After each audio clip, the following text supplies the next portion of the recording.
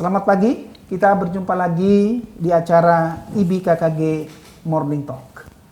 Hari ini kita akan membahas dampak COVID-19 terhadap perekonomian Indonesia, khususnya usaha mikro, kecil, menengah, dan besar. Seperti yang kita ketahui sudah 1 tahun Indonesia dilanda wabah COVID-19 dan membawa banyak dampak bagi perekonomian Indonesia secara keseluruhan. Dari sisi ekonomi, sepanjang tahun 2020, Indonesia telah masuk dalam jurang resesi. Bahkan sepanjang tahun 2020 ini, pertumbuhan ekonomi Indonesia mengalami kontraksi minus 2%. Dalam catatan kami, inilah kondisi perekonomian Indonesia terburuk sepanjang 20 tahun belakangan ini. Di samping itu juga, COVID-19 membawa dampak yang lain. Pertumbuhan atau peningkatan atas pengangguran. Jumlah pengangguran bertambah kurang lebih 2,67 juta orang. Dan jumlah penduduk miskin pun ikut bertambah. Catatan kami menunjukkan per September 2020, tercatat ada 27,55 juta orang miskin. Kalau kita bandingkan dengan tahun sebelumnya berarti ada 2,76 juta pertambahan orang miskin. Kalau kita kembali ke usaha mikro, kecil, menengah, ini dampaknya lebih hebat lagi. Banyak usaha mikro, kecil, menengah mengalami kebangkrutan, tutup usaha. Demikian juga dengan usaha besar. Padahal kita paham selama ini usaha mikro, kecil, dan menengah itu dianggap menjadi katup pengaman perekonomian satu negara. Tapi apa yang terjadi dengan di Indonesia sangat menyedihkan sekali. Oleh karena itu kita perlu membahas ini lebih baik. Hari ini kita telah kedatangan Pak Kwik Kengi. Selamat pagi Pak Kwik. Selamat pagi. Terima kasih telah hadir di studio IBKKG. Beliau adalah ekonom senior, pengamat ekonomi, pemerhati ekonomi, dan beliau pernah ikut serta membuat desain perekonomian Indonesia melalui Menteri Koordinator Perekonomian dan juga Bappenas. Di samping Pak Kwik, kita juga telah kehadiran teman-teman dosen IBKKG yang selama ini concern dengan persoalan ekonomi. Ada Pak Hanif, selamat pagi Pak Hanif. Selamat pagi Pak. Ada Pak Said Kelana, selamat pagi Pak Said Kelana. Ada Pak Daulat, Ibu Lydia, dan beberapa dosen lain yang saya lihat di floor. Selamat pagi semuanya telah concern dengan persoalan ekonomi. Pak Kwik, Pak Hanif, dan Ibu Bapak sekalian.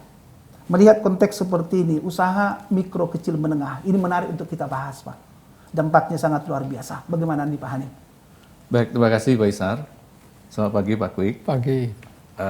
Hari ini kita akan membahas Pak Kwik tentang usaha mikro, kecil, dan menengah. Khusus tentang UMKM Pak. Ya. Sebagaimana tadi pengantar dari Pak Isar bahwa saat ini ekonomi dunia terdampak pandemi COVID-19. Termasuk tentu Indonesia Pak. Tadi dari sampaikan pertumbuhan ekonomi kita tahun 2020 minus Pak ya. Dan banyak negara telah menyatakan resesi. Ekonominya ada resesi. Nah, terkait dengan UMKM di Indonesia Pak. Kalau kita mengaca ke krisis ekonomi tahun 98, itu UMKM dinyatakan adalah salah satu penyelamat ekonomi Indonesia pada saat itu.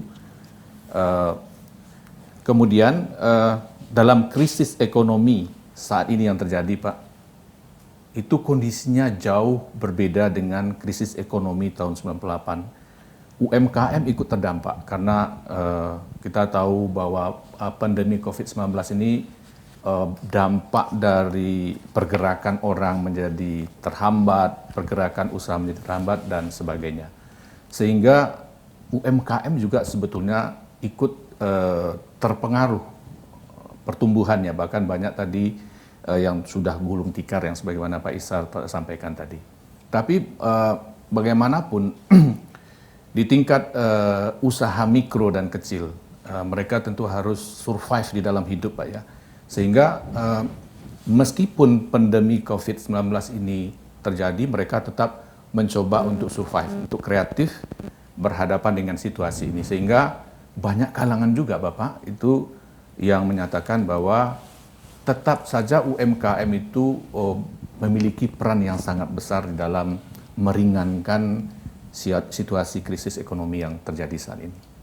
Atas pendapat itu Pak, bagaimana pandangan Pak Dwi? Terima kasih Pak. Iya, jadi sebetulnya ada benarnya, tetapi juga ada tidak benarnya. Jadi ceritanya begini, ketika Gus Dur presiden, beliau itu minta kepada Perdana Menteri Obuchi yang menawarkan Jepang bisa berbuat apa, membantu Indonesia. Gus Dur ketika itu tidak minta bantuan uang, tetapi Gus Dur minta bantuan pemikiran. Bagaimana caranya untuk memajukan usaha kecil menengah. Ya, mikro termasuk waktu itu belum disebut mikro, hanya kecil dan menengah. Nah, lalu Perdana Menteri Obuchi sangat positif tentu, dan dia memerintahkan sebuah tim yang hasilnya adalah ini.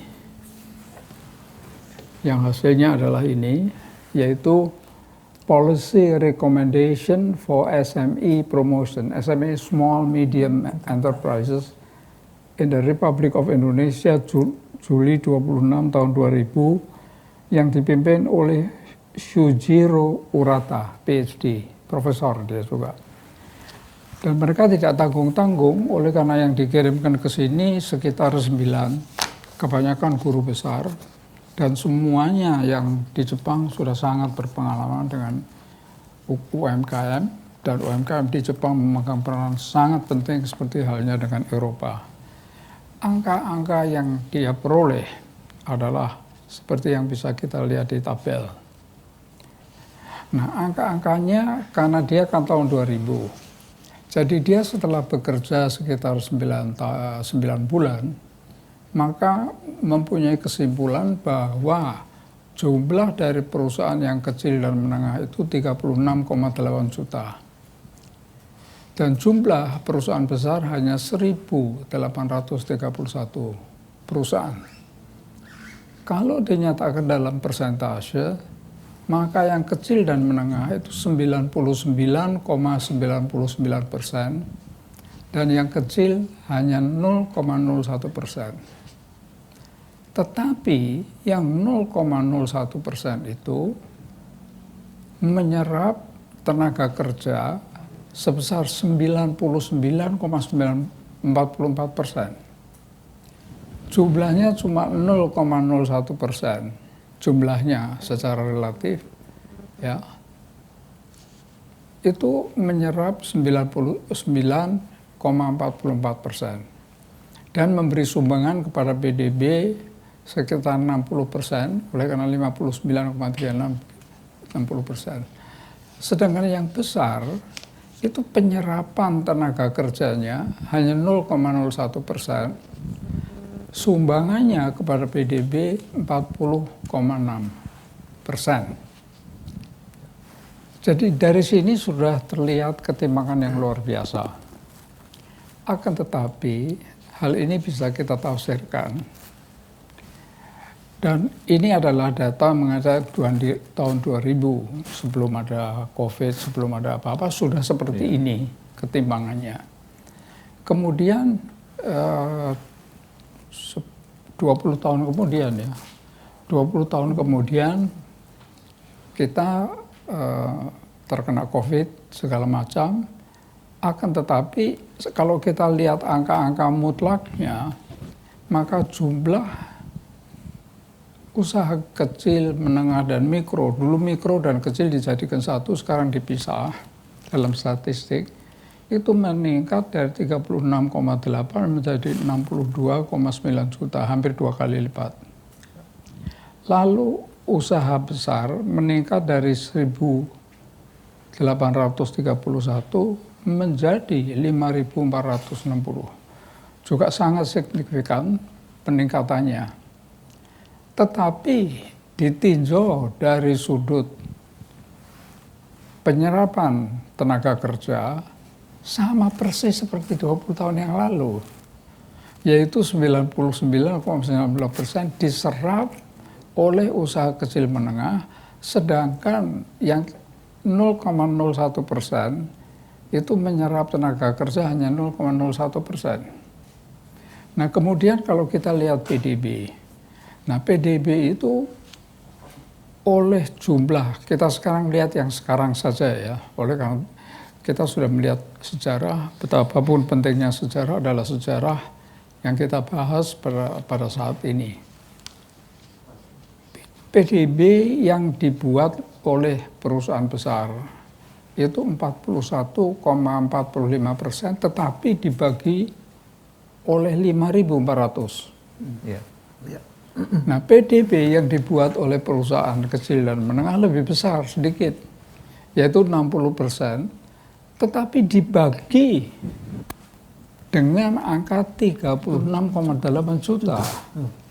Nah, disinilah orang lalu mulai mengatakan, bisa kita bayangkan atau tidak, kalau tidak ada usaha mikro kecil menengah, akan seperti apa ekonomi kita? Mereka yang jumlahnya demikian besarnya itu menghidupi dirinya sendiri. Menghidupi dirinya sendiri, tidak ada bantuan dari pemerintah. Nah, kalau kita mau lihat bentuk konkretnya ya warteg, pedagang kaki lima, macam-macam jasa tukang parkir dan lain-lain ya, usaha-usaha itu. Jadi dia menghitung, ditinjau dari sudut itu, maka ada yang mengatakan untung sekali ada mereka. Kalau tidak ada mereka bagaimana jadinya ini? Pengangguran akan luar biasa. Tetapi oleh karena adanya resesi dan adanya pandemi COVID, itu di kalangan mereka sendiri banyak yang mengeluh bahwa mereka gulung tikar. Sebabnya apa? Sebab jumlah konsumen yang membeli barang-barang mereka itu menyusut. Dengan sendirinya omsetnya menyusut, laba menyusut, dan mereka mengalami angka-angkanya itu berapa tidak available. Saya tidak tahu harus dicari di mana. Mungkin Biro Statistik mempunyainya. Nah, inilah jawaban yang dikatakan mengapa di satu pihak dikatakan untung ada mereka, di lain pihak dikatakan tidak. Sekarang akhirnya saya ingin memberi komentar sedikit mengenai PDB. Produk domestik bruto itu apa definisinya? Definisinya adalah semua barang dan jasa yang dibuat di atas bumi Republik Indonesia, tidak peduli oleh siapa. Dan tidak peduli warga negaranya, tidak peduli perusahaannya. Nah, sehingga kalau ada PDB sebesar sekian, lalu kemudian dibangkitkan oleh 5.460, membangkitkan PDB 41%, itu boleh dikatakan barang dan jasa yang diproduksi itu kan dinikmati, labanya dinikmati oleh yang hanya 5.400, kalau tahun 2000 1.800. Jadi dari angka-angka ini, kecuali yang kita katakan tadi mengenai untung, tetapi kena pandemi, itu harus ditambah lagi ketimpangan dalam pendapatan. Itu luar biasa. Oleh karena PDB itu hanya dinikmati oleh 5.460 orang. Saya tidak mengatakan secara mutlak PDB itu adalah barang dan jasa yang diproduksi yang harus dijual, dan untuk membuat itu ada biayanya sehingga ada laba netonya. Namun demikian laba neto itu dibandingkan dengan itu kurang lebihnya sama, bahkan margin laba yang dimiliki oleh perusahaan besar biasanya jauh lebih besar persentasenya ketimbang yang dimiliki oleh usaha kecil, mikro, menengah. Jadi itu bertambah lagi ketimpangan yang luar biasa. Jadi inilah jawaban. Di sini saya mengemukakan angka-angka apa adanya tanpa mempunyai maksud dan spirit mengkritik sedikit pun. Oleh karena ini dimulai dengan angka tahun 2000 sampai 2021, sehingga tidak menyangkut pemerintah yang apa tidak disebut, dan angka-angka ini adalah angka-angka bukan saya yang membuat. Yang tahun 2000 dibuat oleh tim dari Jepang, yang tahun 2021 yang sekarang ini adalah angka-angka resmi yang dikeluarkan oleh Biro Pusat Statistik atau Kementerian kan kita mempunyai Kementerian UMKM, Kementerian Koperasi juga kita punya. Jadi begitu Pak Isar. Ya. Luar biasa Pak Kwik, angka-angkanya memang sangat, kalau saya dari sisi ekonomi melihat apakah kondisi seperti ini bisa menjamin ya pertumbuhan ekonomi yang berkelanjutan ya. Perannya yang begitu sangat luar biasa, perbedaan antara, kalau kita bagi ya, antara dua kelompok ini kita bagi, satu UMKM, kita sandingkan dengan usaha besar gitu ya. Ini sangat luar biasa perbedaan, baik dalam konteks saya melihat sebetulnya adalah dari sisi jumlah gitu ya. Jumlahnya sangat begitu banyak, tapi kontribusinya kepada PDB itu tidak begitu signifikan. Ini hal yang menarik untuk kita bahas lebih lanjut. Saya melihat ada beberapa teman dosen yang coba memberikan pandangan bagaimana konteksnya kita mengenai pertumbuhan ekonomi yang berkelanjutan dengan melihat angka-angka yang disajikan oleh Pak Kwik. Ada Ibu Lydia, silahkan Ibu. Ya, baik, terima kasih Pak Isar atas kesempatannya. Selamat pagi Pak Kwik. Oke. Baik, setelah saya melihat angka-angka di sini memang terlihat bahwa secara sekilas UMKM ini dia berkontribusi sebesar 62,93% dari PDB. Ini kalau nggak salah data tahun 2018-2019.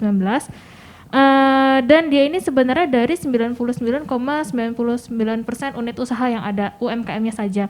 Hanya lalu untuk untuk usaha besarnya itu sendiri hanya 0,01% unit usaha sebenarnya kan, dan dia memberikan kontribusi sebesar 37,07%.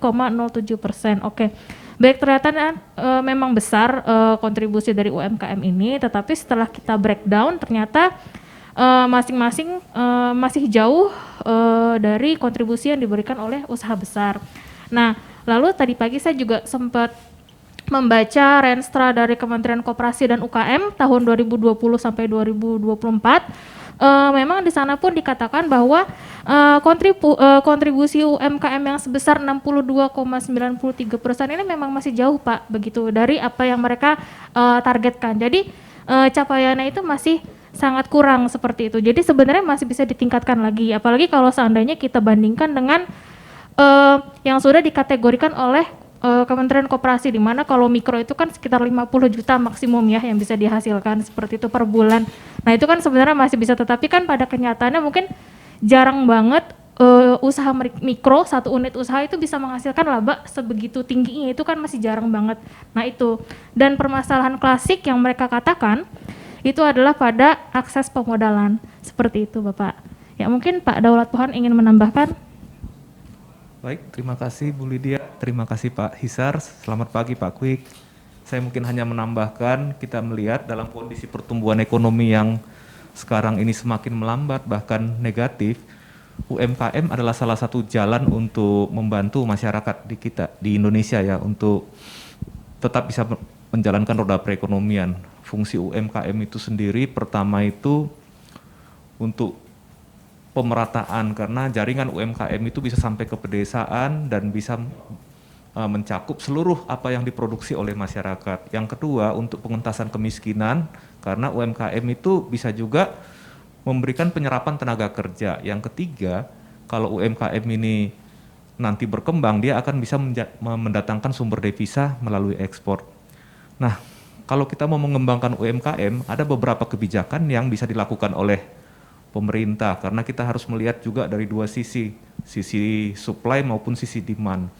Pemerintah bisa saja memberikan subsidi bunga kepada UMKM, restrukturisasi kredit atau hutang, kemudian juga jaminan modal kerja, terus kemudian pengurangan pajak bagi UMKM yang produktif. Tapi dari sisi mikro perusahaannya juga, UMKM juga harus meningkatkan kualitasnya dengan misalnya meningkatkan kuantitas dan kualitas daripada produksinya, kemudian kemampuan manajemennya, kemudian juga masalah packaging, marketing, produksi maupun keuangan.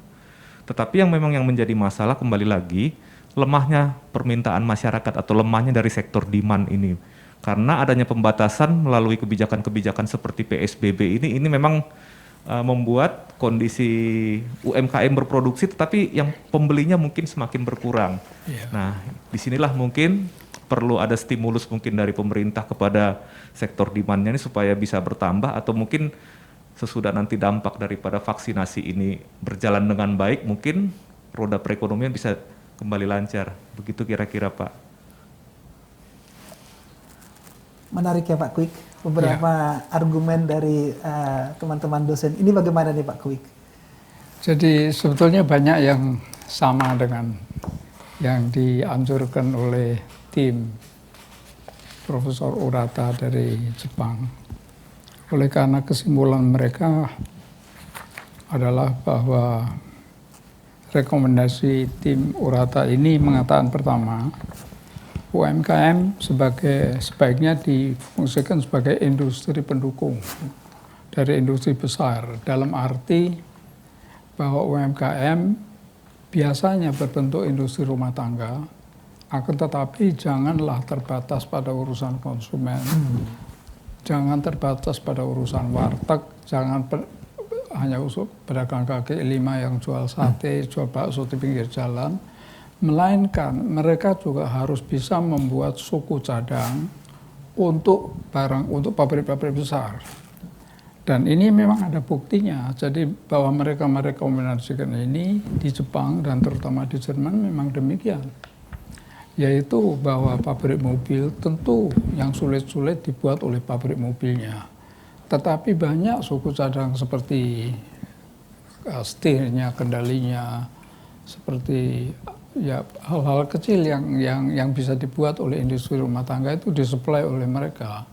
Dan untuk itu harus dididik, harus diarahkan ke sana tanpa menyepelekan, tanpa merendahkan apa yang sudah dilakukan oleh UMKM dalam bentuk apa adanya seperti sekarang.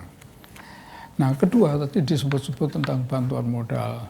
Nah, di sini tim Urata juga mengatakan modal itu harus dibantu oleh karena mereka tidak punya modal. Biasanya modalnya sangat berkurang. Karena itu modal bisa diberikan dalam bentuk kredit dari bank, tetapi dengan persyaratan yang khusus sehingga bank tidak boleh meminta jaminan yang tidak mereka miliki. Hanya yang terpenting dari segala-galanya adalah pemberian kredit itu mutlak harus didampingi dengan pendampingan. Jadi ada orang dari bank, ahli-ahli dari bank yang mendampingi terus dan membimbing, memberitahu bagaimana memperbaiki manajemen dan mengontrol angka-angkanya sambil memastikan pas untuk mulai menabung. Nah, lalu yang ketiga, mereka karena tidak mempunyai modal. Kalau kita ingin, mereka punya modal tapi kecil sekali. Nah ini kan mau dibikin besar. Jadi modal equity mereka harus diperbesar. Jangan hanya modal pinjaman, modal equity pun harus diperbesar. Dan untuk itu dibutuhkan modal ventura. Modal ventura adalah modal yang hilang-hilangan. Jadi pemerintah sudah memperhitungkan calculated risk bahwa modal itu bisa hilang. Dan pemerintah rela kalau itu hilang, tetapi setelah betul-betul dibimbing dan memenuhi segala persyaratan. Bagaimana teknik caranya itu dalam diskusi selanjutnya. Sesi berikutnya Pak Kwik, ini menarik, ya, masalah modal ventura, Pak. Itu tersendiri tekniknya. Nah, kemudian mereka harus mulai diberdayakan untuk mengakses pada pasar modal. Jadi yang menjadi menengah itu kalau solid betul harus diarahkan, diajari sampai punya akses pada pasar modal. Karena kalau mempunyai akses pada pasar modal, mereka bisa melakukan emisi, mencetak saham dan sahamnya dijual di pasar modal sehingga mereka bisa mendapat modal equity. Jadi modal equity itu adalah modal yang merupakan yang memiliki saham juga memiliki perusahaan sesuai dengan persentase yang dia miliki. Dan itu adalah mengandung risiko yang risk bearing. Artinya kalau rugi ya mengecil, kalau bangkrut hilang sama sekali. Tapi kalau laba mereka mendapat laba yang besar. Jadi itu berbeda. Kalau modal pinjaman kan tidak. Kalau kredit jumlah itu harus dikembalikan pada tanggal sekian dengan pembayaran bunga sekian dan sebagainya. Jadi non risk bearing capital, tidak mengandung risiko gitu. Jadi sudah pasar modal. Kemudian sangat dianjurkan supaya industri UMKM itu juga mulai ekspor oriented. Dan dalam hal ini ya memang banyak sekali itu klise orang mengatakan ekspor gitu kan. Tetapi di Urata ini dikatakan dengan sangat jelas bahwa di seluruh dunia itu ada saja daerah-daerah yang secara kultural, secara kebudayaan, secara turun-temurun itu mempunyai suatu keahlian khusus. Jadi kalau sebagai contoh misalnya di sini Cibaduyut itu secara turun-temurun ahli membuat sepatu. Nah, kalau urusan tekstil dan konveksi Bandung dan sekitarnya. Betul, Pak. Jadi itu kalau dicari akan banyak sekali daerah-daerah yang punya bakat itu harus dikembangkan yang sedemikian rupa sophisticated sehingga bisa diekspor, sehingga laku. Contohnya apa? Contohnya yang konkret yang bisa kita lihat baru-baru ini bangkrut atau mereka pindah adalah toko-toko yang namanya Muji, M-U-J-I, Muji. Itu toko-toko Jepang yang barangnya lucu-lucu. Ya. Jadi kalau tak menarik semua barang-barangnya aneh, bikinan mereka sendiri, dan itu adalah hasil dari UMKM, bukan hasil dari perusahaan-perusahaan besar. Jadi contohnya sudah ada. Demikian juga kalau kita lihat Eropa Barat sudah jauh lebih banyak.